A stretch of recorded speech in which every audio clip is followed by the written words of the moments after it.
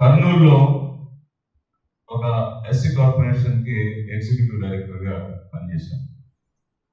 పనిచేసినప్పుడు అప్పుడు ఏ రకమైనటువంటి పథకాలు ఉండేయంటే 10,000 రూపాయలతో గొర్రెలు ఇచ్చేయి, 20,000 రూపాయలతో బర్రెలు ఇచ్చేయి.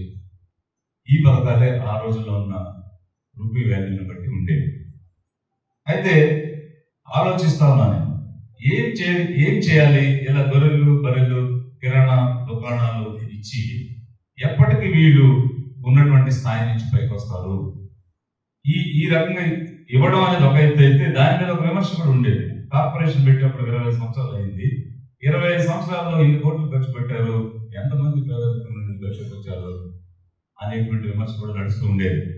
వాస్తవాన్ని చూస్తే ఎవరు రాలే. పెద్ద ఏమైనా ట్రాక్టర్లు ఇచ్చినా, భూమి అభివృద్ధి కోసం నిధులు ఇచ్చినా అవన్నీ ఎక్కడున్నాయని ఒకసారి తనిఖీ చేయడానికి నలుగురు యూత్ని NGOs ఉన్న వాళ్ళని ఐడెంటిఫై చేసి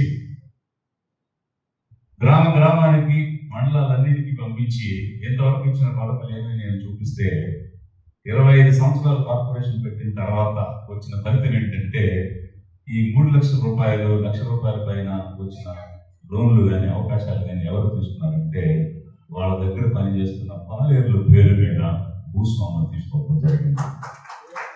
ఇది ఆ రోజు కనిపెట్టినటువంటి విషయం.